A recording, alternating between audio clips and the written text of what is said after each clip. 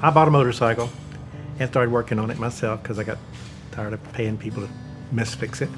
And I had friends want me to fix theirs. Pretty soon I had like 10 or 15 bikes in my garage, and I thought, maybe I ought to get in the motorcycle business.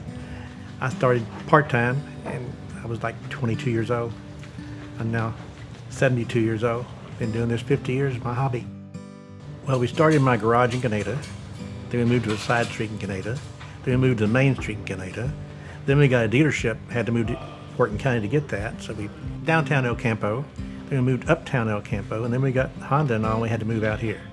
30,000 square feet.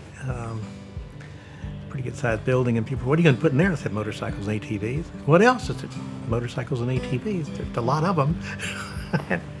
Well, my son grew up in the shop. He started working here at 8 years old.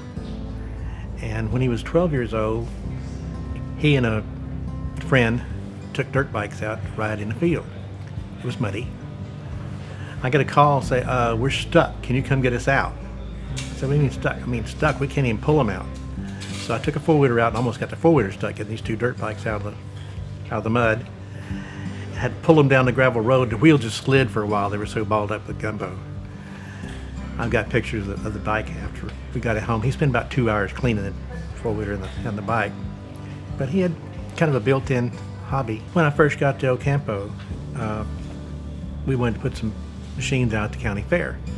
And we asked the county fair if they could use some of our machines. They said, how much are you going to charge us? I said, no, I mean, we've been providing the transportation out there ever since I got to El Campo. They were paying like $3,000 a year for golf carts. And now it's free, so I'm one of their big donators, even though it's good advertising for me too, and we really enjoy being out there.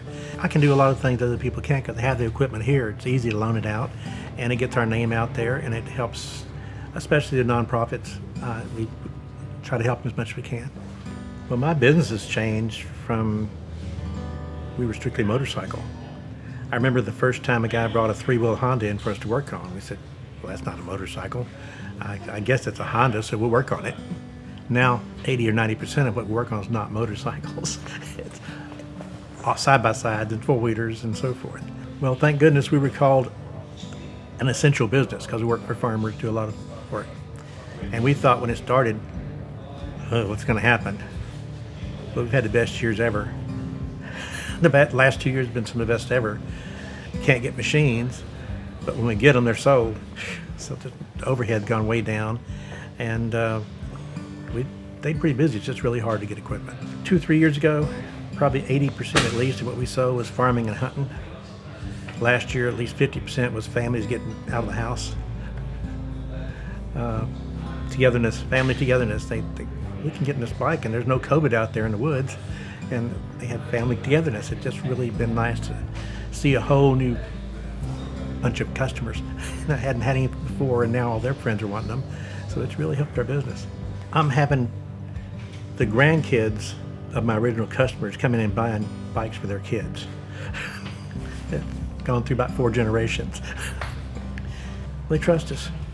They know we're not going to tell them something they don't need or tell them something that's not true. And they trust us to take care of them. We have for years. And we intend to keep doing that. I learned from my uncle in the TV business how he ran his business, and how it's not important how many you sell, it's how many customers come back in a small town.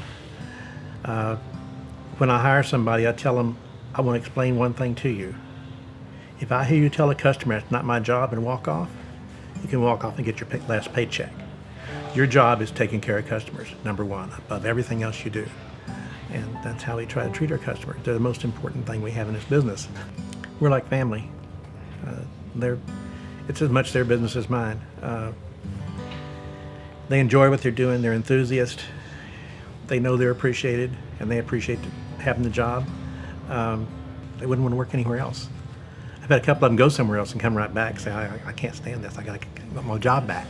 You know, it works. We're all like a big family. Well, I just tell people my job description is owner, janitor, and delivery man. I've got people to do everything here. I do what I want to do. I've been doing my hobby for 50 years, and it's a real blessing. Got good people to help me do that.